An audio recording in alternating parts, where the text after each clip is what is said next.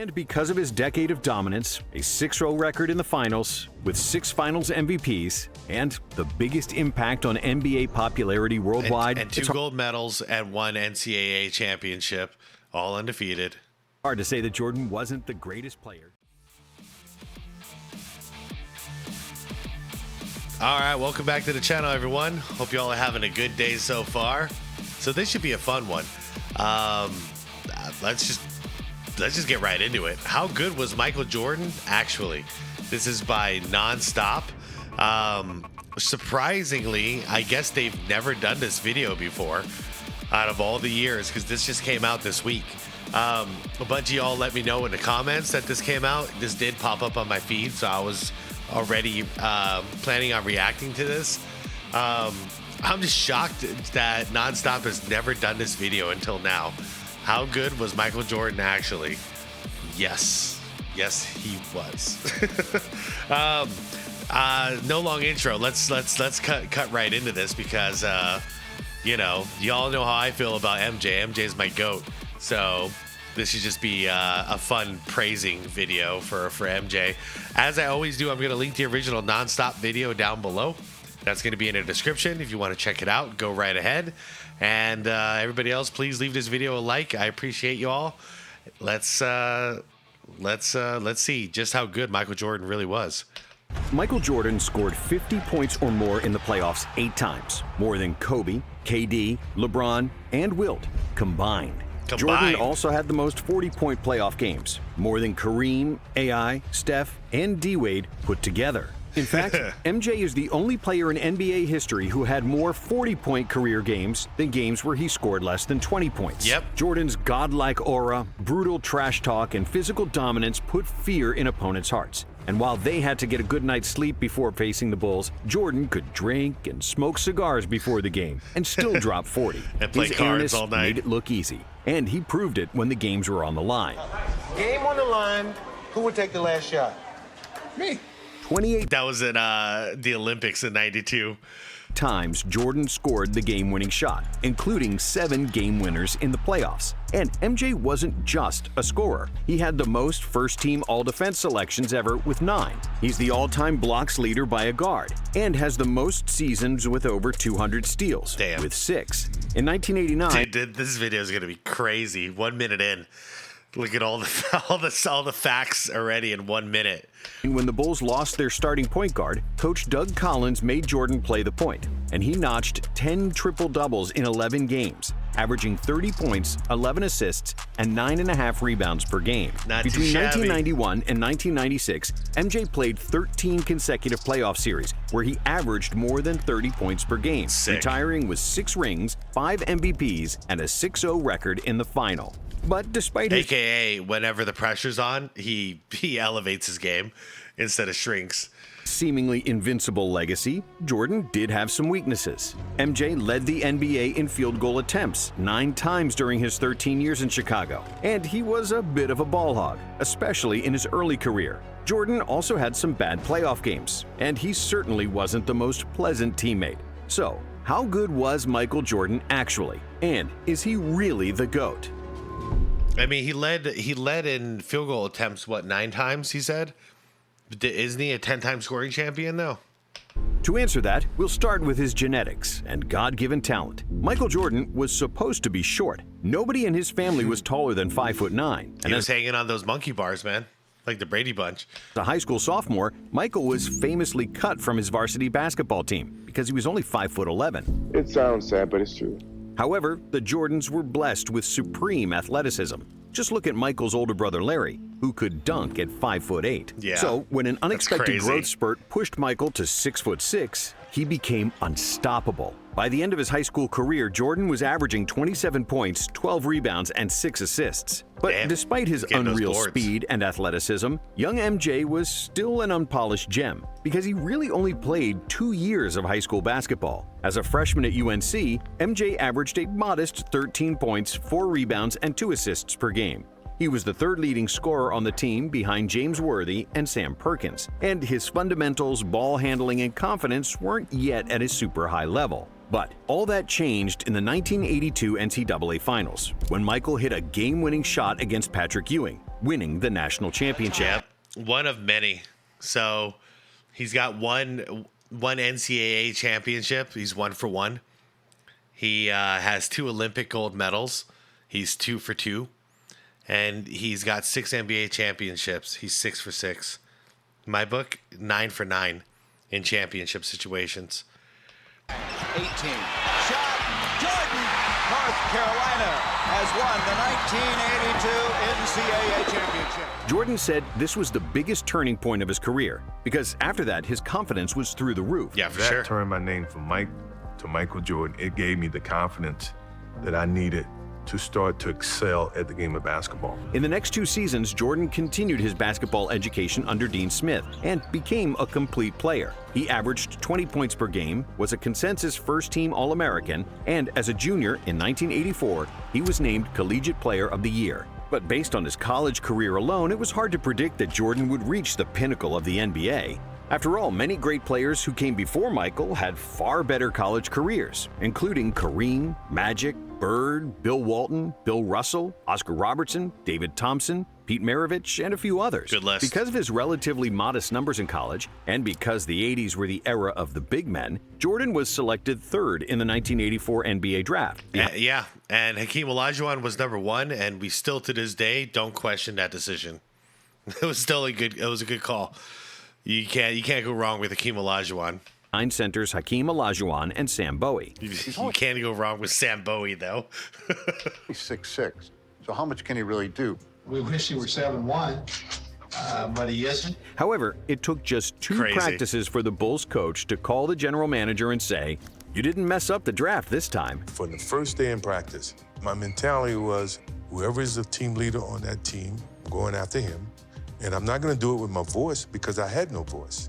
I have to do it with the way that I play. When the season started, That's it took lead by example. Jordan only 3 games to score over 30 and 9 games to eclipse 40. By the end of the first month, it was obvious that Jordan was supposed to be the first overall pick. While Olajuwon looked like a star, Jordan was more like a supernova because there was nobody in the league faster than him. It was really after the Olympics in '84, the Summer Olympics of '84, after the draft, that everyone realized like, oh, okay, like this guy's special. Like he is like a supernova. Like he's going boom fast. It seemed almost unfair how he blew past opponents with just a single step, who had no answer for his drives to the basket. On top of his speed, Jordan was also the most athletic player in the NBA, with an unmatched vertical jump and hang time. When he drove to the cup, it looked like he was a fighter jet, and his quickness served as a runway for his vertical takeoff. When MJ raised up for a jump shot, it seemed like nobody was ever guarding him because the laws of gravity didn't seem to apply to Michael. What a bank. Defenders could jump at the same time, but as they would inevitably fall down, Jordan would continue to float in the air and shoot completely unbothered. How's the transition? Like Magic says, he's just gonna hang there for a little while. And from college to the NBA. Well, I think it's been pretty easy. Thanks to his high-flying feats and insane dunks, Jordan quickly became the most popular player in the NBA. So it only made sense that in 1986, he got voted. Hold up. Does anybody have this? This Sports Illustrated? This is like so classic. I wish I had this. The most popular player. This one, sorry. Let me know in the comments if any of you guys actually own this. In the NBA. So it only made sense that in 1986, he got voted to the All-Star game, despite playing just 3 games up to that point due to an ankle injury. And that same year, in the playoffs, he set a playoff scoring record with 63 points against Boston. But it was an incredible playoff performance. I've never seen it before, and I had never seen it after. That wasn't Michael Jordan out there. It was God disguised as Michael Jordan. As if MJ wasn't doing enough already, in 1987, MJ led the NBA in scoring with 37 points per game, which was and remains the 5th best scoring output ever, behind only Wilt's insane scoring feats of the early 1960s. I just want the franchise and Chicago Bulls to be respected as a team. It's very hard for something like that to happen, but it's not impossible. Meanwhile, and take that into effect when people say like, oh, nobody wants to go to Cleveland and play. That's why LeBron had to leave. Well, guess what? Nobody freaking wanted to go to Chicago and play. Nobody did. The Bulls were a joke until Jordan showed up. So same issue. But Jordan stuck around, and eventually people they didn't want to go to Chicago. They wanted to play with MJ. MJ didn't have to go ring chase. The support came to him. Jordan was miserable. Despite all the fame and individual accolades, he was always losing. In his first 3 seasons, MJ only won 1 playoff game, despite being the best player in the league.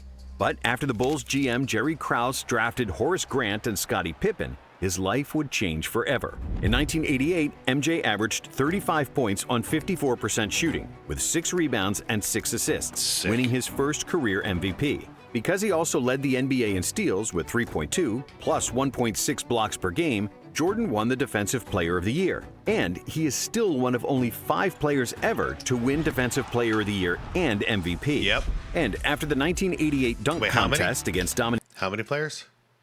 Player of the Year and Shit.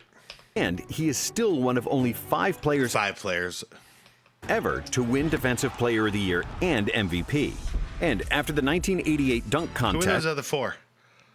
Shoot it out in the comments. I have some ideas, but they're just predictions. If you guys know, let me know in the comments. Against Dominique Wilkins, which is considered by many classic. to be the best of all time, some people already started calling him the best player they have ever seen. That's got to be a 50. But none of that mattered, because the most important thing to Jordan was winning. Yeah. And you see, before the 90s kicked off, he was the best player, but there's a difference between best and greatest. And he wasn't the greatest until he stacked up those championships. That was the defining factor as far as him being great. So he was already the best, and then he became the greatest. Now with Pippen and Grant on the team, the Bulls had their first 50-win season since 1974. Chicago then finally advanced in the playoffs, winning the first round over the Cavaliers, with MJ averaging an insane 45 points per game. However, in the second round, a more experienced Pistons team defeated the Bulls pretty easily, 4-1. It was proof that individual greatness doesn't translate to playoff wins, a lesson Jordan had yet to learn. But that didn't make him any less entertaining to watch. In the 1989 season, Jordan hit his first legendary shot in the NBA, simply known as the shot. A shot on Elo. Good. The Bulls win. They win. Set the Cleveland Cavaliers. In the second round, the Bulls got past the Knicks, but they again fell victim to the Pistons, who bullied Jordan with their physicality. And in 1990, it was more of the same. MJ led the NBA in scoring and steals. He was super efficient, but the team couldn't get over the hump and get past the Detroit Pistons for a 3rd consecutive year. Yet Michael Jordan did not run away. He did not run away and go form a super team. Nope, he stayed put. And then what happens?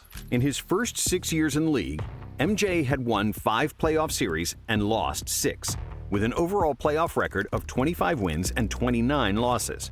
So after that 3rd loss to the Pistons, the media started doubting Jordan, questioning his ability to play team basketball, and wondering if he was only concerned about himself and his numbers. And in a way, they were right. In the 80s, he was often trying to score out of double or even triple teams, ignoring his wide-open teammates. In 1989, he was a capable passer, averaging a career-high 8 dimes per game. But Jordan always looked to score first and pass second. Because that's how they won. It's not because it's not just because that's who he is. It's because he didn't have a good team around him, so he had to score a buttload of points to win. Like Magic, Jokic, or Doncic, who manipulate defenses with their eyes and fake defenders into wrong coverages. Jordan's passing was more reactive. He got rid of the ball only when he saw that somebody was wide open. And since Jordan was like a black hole that sucked all the defensive attention, when he did opt to pass, it was usually for an easy dunk. But despite MJ's ridiculous scoring numbers, the Bulls' offense was always average during the 80s, and they were actually at their best in 1986, when Mike missed 80% of the season due to an ankle injury. It wasn't until 1990, the arrival of Phil Jackson and the emergence of Scottie Pippen, that the Bulls' offense cracked the top 5 in the NBA. Pippen's passing and pushing the ball in the open court created lots of space for Jordan, who could finally trust someone else to make plays for him consistently. No, it's not even that. It's the fact that the triangle offense is a movement offense. It's a motion offense. It's constant rotations happening. depending on where the ball is, who has the ball, and their position within that triangle. So, I mean, what it did was take Jordan from an ISO player to an off-the-ball player. And boy, did we find out how great he was off the ball. So naturally, the rest of the team, the rest of the offense, the individual players are incorporated. They're all getting feels for the ball. They're getting touches. And Jordan is no longer the first guy with the ball. He's not taking the ball up. He's not playmaking. He's just another guy in the rotation in the triangle. He just happens to be the most deadly weapon in the triangle. It worked out extremely well. It's a perfect system. But Pippen's value was maybe even more pronounced on the defensive end. With an enormous wingspan, agility, and a motor to cover multiple players on one possession, Scottie was just what Michael was missing. Pip's presence allowed Michael to play free safety on defense, jump into passing lanes for steals, and he didn't need to waste his energy guarding the best opposing player, because Scottie usually did that. And after agonizing defeats against the Pistons, MJ decided to bulk up, which was unprecedented at the time. Players didn't spend much time in the gym, and if you look at all the players in the 80s, they looked lean, but hardly anyone was super muscular. So when MJ... I know, now we're back to that lean thing going on in 2024. Even the centers are like toothpicks now. Returned for the 1991 season, he was still super quick, athletic, and could contort his body in the air like no one else. But this time around, he was also much stronger, which allowed him to absorb contact better and bully smaller players with his size. What also helped Michael was the arrival of coaches Phil Jackson and Tex Winter, who instituted the triangle offense, which was based on cutting in open spaces and playmaking out of the post. If executed properly, the triangle was believed to be the most optimal offense to optimize spacing. MJ didn't have to bring up the ball all the time and force his shots. And he was receiving the ball closer to the basket, where he'd bully smaller defenders and dominate like never before. Yeah, that's where he became the best post-up player ever, in my opinion. Even though Jordan was phenomenal from the moment he stepped into the NBA, in 1991, he was at his best, and he won his second MVP award. The 91 Bulls had the best offense in the NBA, and they crushed the opposition in the Eastern Conference. They swept the Knicks, beat the 76ers in 5, and then finally got their revenge against the Pistons. This time, it wasn't even close, as Detroit was on the decline after 3 straight NBA Finals trips, while the Bulls were ascending. MJ swept Isaiah and the Pistons, who famously left before the final buzzer of Game 4, refusing to shake the Bulls' hands. Yes, sir. We finally got over the hump of losers mentality. We were starting to become a winning franchise. And, you know, this guy was a limit. But in the end, the Pistons beat them up so bad that they were, if you see the press conferences and stuff from that era, the Bulls were playing victim. Were they justified? I think they were. But still, it's a mentality. They were playing victim. Instead of saying we need to play better, they were blaming the refs, blaming the NBA, saying this isn't fair, all that stuff. That is a loser's mentality. So they had to get tough mentally to a point where they're like, screw it, there's no excuse. We got to go out and take the damn thing, even if we feel like they're cheating or they're doing whatever.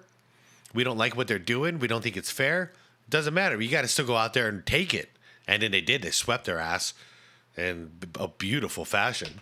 NBA Finals, another legend awaited. Magic Johnson. And it seemed like the 5-time NBA champion still had the upper hand when the Lakers defeated the Bulls at home in Game 1. Oh, yeah. That is, until Phil Jackson made the adjustment to have Pippen guard Magic, which turned the series around. And in Game 2, Jordan dazzled the world with another iconic move, switching hands midair to score an acrobatic layup. Just to interject real quick, they both guarded Magic. They traded off. So that narrative is kind of weird. I think a lot of people didn't watch the series and say that Pippen guarded him. Yes, Pippen did guard him sometimes. But the other half of the time, MJ was guarding him. So, excuse me, still a little sick here. So I would split the credit there between MJ and Pippen for shutting down Magic, just like it always is, you know? That they always took turns shutting down the best player on the opposing team. That's what made them so great, because you get one in fresh, you know? Once Pippen is tired on defense, send Jordan in on him, and then vice versa. Just send him in so you always got a fresh body defending the best offensive player on the opposing team. By Michael Jordan. The Bulls won the next 4 games, and at last, the championship. Jordan's hunger for an NBA ring was finally satisfied. Throughout the playoffs, MJ averaged 31 points, 8.5 assists, 6.5 rebounds, 2.5 steals, and 1.5 blocks. Yes, sir. Shooting a career-high 56% from the field. 56%. Jordan is the most talented player in the NBA, by far. And the 1992 season was a like I said, he was already considered the greatest or the best for many years up until this point.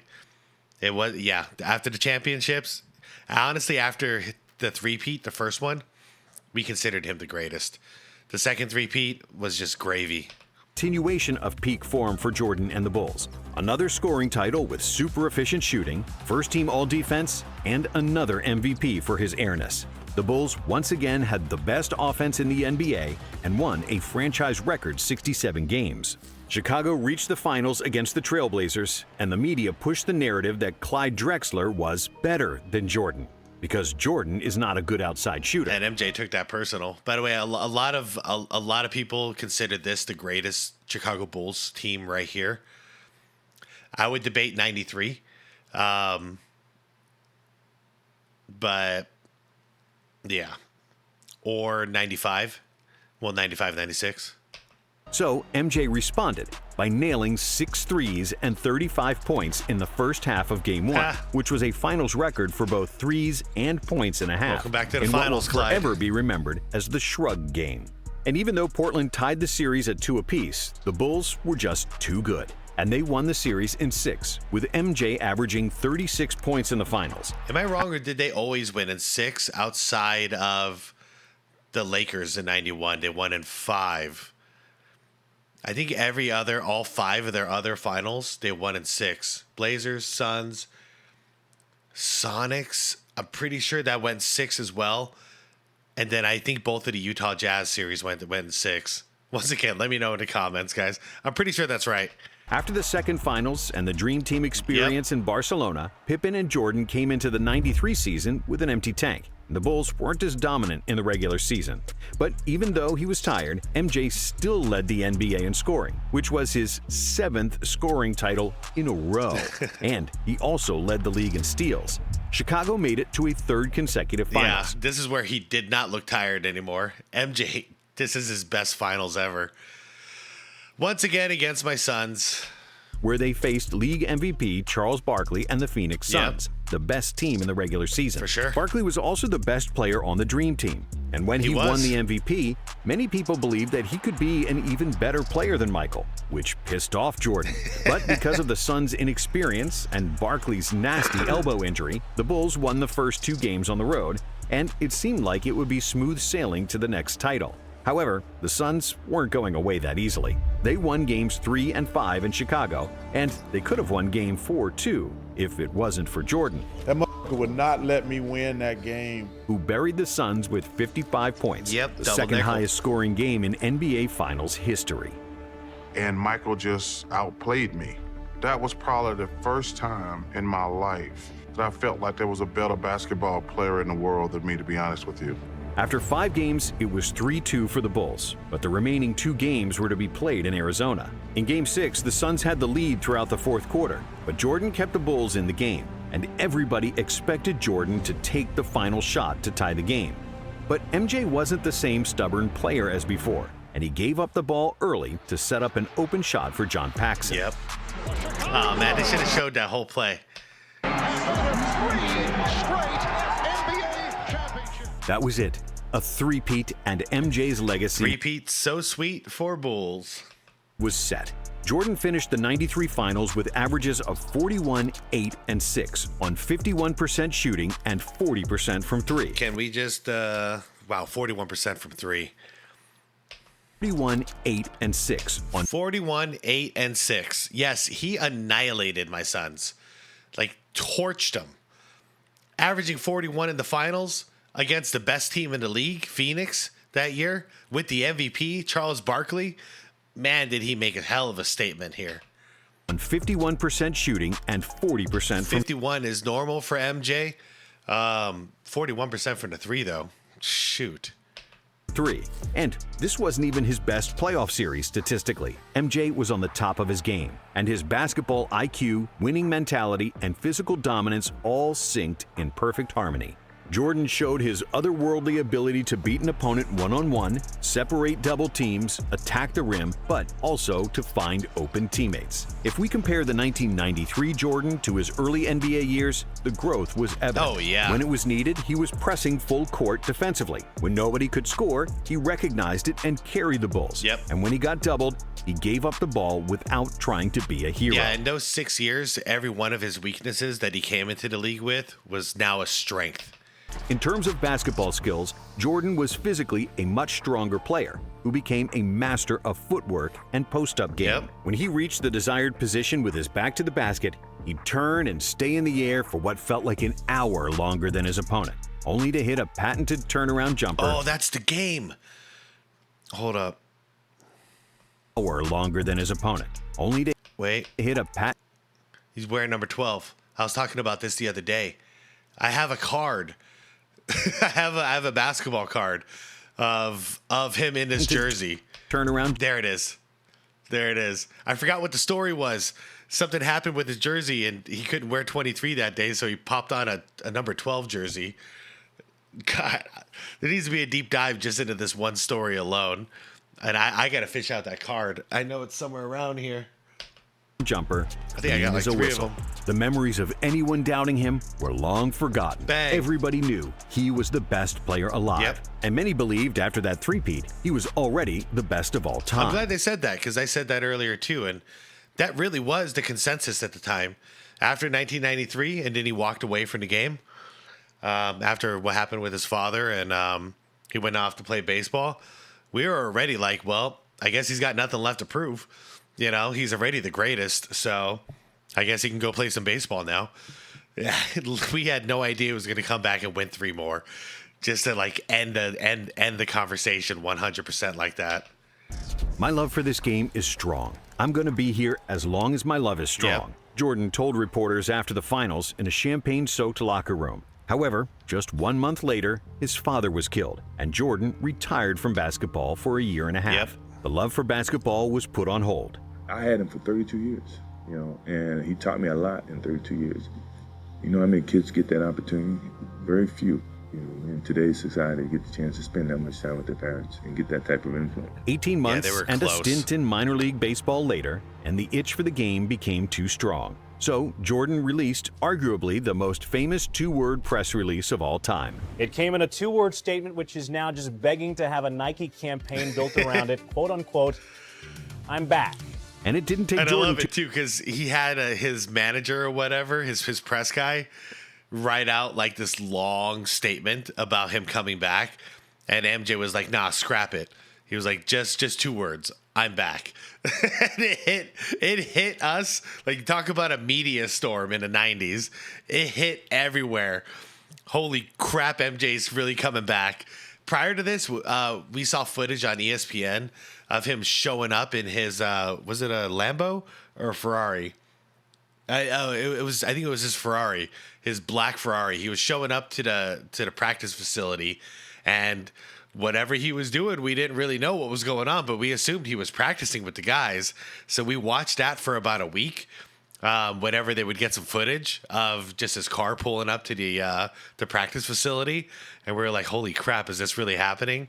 Then when that headline dropped, "I'm back," I was like, "Holy crap!" I'm getting goosebumps just talking about it. How happy and excited we were. too much time to show that he was still the god of basketball. In just the 5th game after his return, he poured in 55 points against the Knicks in the infamous double nickel game. But overall, MJ struggled with his shot, shooting a career-low 41% from the field. Yeah, he had no legs. He had baseball legs. He didn't have run up and down the court basketball legs at the time. And it turned out that playing baseball for a year and a half took a bite out of his greatness. Even the best players need to practice. And in the second round of the playoffs against Orlando, things didn't go according to plan. Even though Michael averaged 31 points on 48% shooting, the Bulls weren't as strong inside. Horace Grant, who used to be their starting power forward, was now playing for Orlando. And together with a young Shaq, the Magic simply outmuscled the Bulls in the paint. Many people will say the Bulls lost in '95 because Jordan wasn't in peak form after his baseball hiatus. And there is some truth to that. But Jordan actually averaged his usual numbers. Really, basketball is just a team sport. And they lost because Orlando was much bigger and deeper than them. Thankfully, the Bulls management knew that too. They were, but I'm not gonna to BS around it. They could have won. If MJ was ready, they could have won that series. There's no doubt in my mind. He wasn't ready yet. Let's just be fair. He'd only been back and he'd only been back playing basketball for what, like a month or so by that point, a little more than a month, maybe a month and a half, like 6 weeks. He wasn't prepared for this. So his shot was coming up short. His handles were a little sloppy. This was not Michael Jordan. It was close, but it wasn't quite Michael Jordan. If this was Michael Jordan from 95, 96, they would have won that. They would have won it. But it was kind of good it happened this way because this gave him the fuel and the fire to come back and just, have what an amazing season we're about to witness that follows this. Last week, the Bulls announced the acquisition of a player many people consider the most controversial basketball star in the NBA. They added Dennis Rodman to the team, the best rebounder of all time, and one of the fiercest defensive players ever. And people say like that's a super team. Nah, man. Nobody wanted Dennis at this time. You guys just don't know. You don't know. You just see the highlights or whatever of Dennis getting rebounds in Chicago. Nobody wanted Dennis. All right? That's not how you build a super team, is with players that nobody wants. You build a super team with players that everybody wants, but they're all coming to one place. Nobody wanted Dennis. No one was going to give him a shot. I don't care. Whatever. What's up? A year before, they also added Steve Kerr, the most accurate three-point shooter ever. And together with a defensive dog, Ron Harper, and Tony Kukoc, who was the most versatile power forward in the NBA, MJ had the best supporting cast in the league. In the 1996 season, the Bulls were so good that they became only the second team in NBA history to lead the NBA in offensive and defensive rating. And their plus 13.4 net rating is still the best ever. Their 72-10 record was the best of all time, and, of course, Jordan won an MVP, averaging 36-4. As for the playoffs, there was no stopping the Bulls. Only the Sonics in the finals showed any kind of resistance, and Gary Payton was the first defender to have slowed down Michael. But he couldn't beat him, and Chicago won their fourth title, with Michael crying his guts out in the locker room because it was the first championship he won without his father. Yeah, crazily enough, this was a fantastic season for MJ, but his worst NBA finals, but they still won anyways. I know he's watching. This is for Daddy. I'm very happy for him. He's a voice of reason that always drove and challenged me. That's the type of father I had. Like a friend? Yeah, like a friend. And when the 1997 season started, the Bulls continued to rule the NBA. With 4 Hall of Famers, the most accurate three-point shooter of all time, and other excellent role players, no team could match up with Chicago. Running the triangle like a well-oiled machine, the Bulls dominated the regular season with 69 wins, and getting to the finals seemed like a walk in the park. Now, let me put it into context because he keeps harping on Steve Kerr being the most accurate three-point shooter of all time. Yes, he was. This is how different basketball was in the 90s, though. He was one of the worst defenders in the league, easily. And he came off the bench because of that. So Steve Kerr didn't play that many minutes.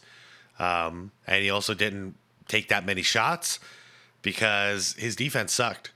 So it's completely opposite of what the league is now. Steve Kerr in 2024 would be an all-star. Easy. As they only lost 2 games in 3 playoff series. But in the finals, it wasn't that easy because they played the formidable duo of Stockton and Malone and the Utah Jazz. This series would be remembered by the infamous flu game, where Jordan suffered from food poisoning and had a fever before the pivotal Game 5 when the series was tied. But Jordan played through the illness and managed to squeeze every atom of strength to score 38 points, and the Bulls won, 90-88. Absolutely. In Game 6, Jordan trusted Steve Kerr with the final shot, and Kerr hit a jumper for the win in the final seconds. Game 6, right?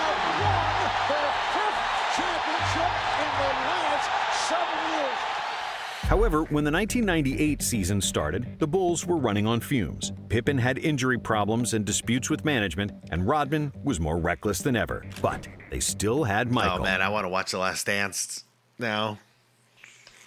Even though he wasn't as athletic as before and his efficiency decreased, Jordan was still capable of winning games by himself. The Bulls finished with 62 wins despite Pippen missing half the season, and that's why Jordan was named NBA MVP for the 5th time. In the playoffs, the Bulls survived the Indiana Pacers in the Eastern Finals, winning Game 7 by 5 points. And then, in the finals, Utah awaited again, hungrier than ever. In a tough defensive series where neither team scored 100 points, Jordan proved his clutch factor once again. Yeah, I think the 98 Utah Jazz was the best Utah Jazz team of all time. They were better than 97. They were hungrier. They learned a lot. They were built to beat the Bulls.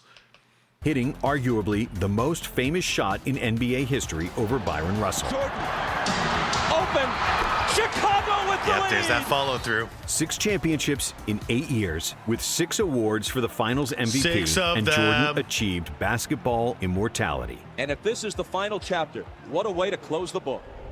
After 1998, Jordan retired for the 2nd time, which was the end of his prime, and we can sum up his career with the Bulls in 3 parts. The first part being between 1984 and 1990, when he was easily the most athletic player in the NBA. Best individual player in the world during this time. A scoring machine, beating players with speed and leaving defenders stuck in the mud. But basketball is a team sport, and Jordan didn't have enough quality teammates around him, and those who he did have, he didn't trust. The second part was the first three-peat. Yeah, that's when it becomes the best winner of all time. He slowed down a bit and wasn't going 100 miles per Except hour for on maybe Bill Russell. Every possession. MJ was then physically stronger. He became a master of all facets of the game, improved his shot, and started trusting his teammates.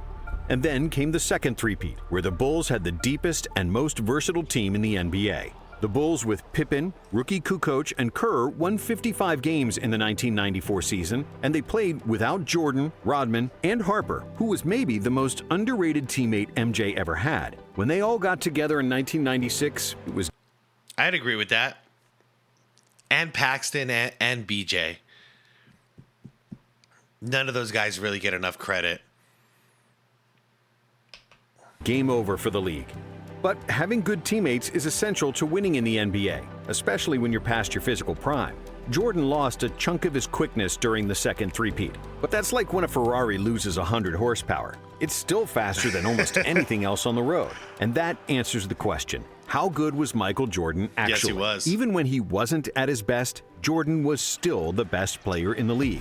If you divide his career into 3 parts, each part would suffice for a Hall of Fame career. Yeah. In his first 6 seasons, Jordan didn't win a ring, but he was the most electrifying athlete the NBA had ever seen. Absolutely. With unreal stats and winning all possible accolades. The first three-peat was Jordan at his best, showcasing a level of basketball that's rare and few, if any, have touched. And with his second three-peat, the Bulls won 72, 69, and 62 games in the regular season, and capped it off with 3 championship rings, losing just 13 games in 12 playoff series from 1996 to 1998. 13 games in what? 13 games in 12 playoff series from 13 games in 12 playoff series between 96 and 98? What? 3 championship rings, losing just 13 games in 12 playoff series from 1996 to 1998. Holy crap. That's a crazy stat. The only season of his career where Jordan wasn't the best player in the league was probably just his rookie season. Jordan was the best player in the world for over a decade, something that can be said only of 3 other players, Wilt, Kareem, and LeBron. But while Kareem's individual When and team... was LeBron? For 10 years? For a decade? When was he the best for 10 years straight? I don't recall that time. What about Kobe and then Steph? Anyways, and D-Wade too. Accomplishments are similar to MJ's. Jabbar wasn't the best player on his team for 3 of his 6 championships, and he only has 2 Finals MVPs compared to Jordan's 6.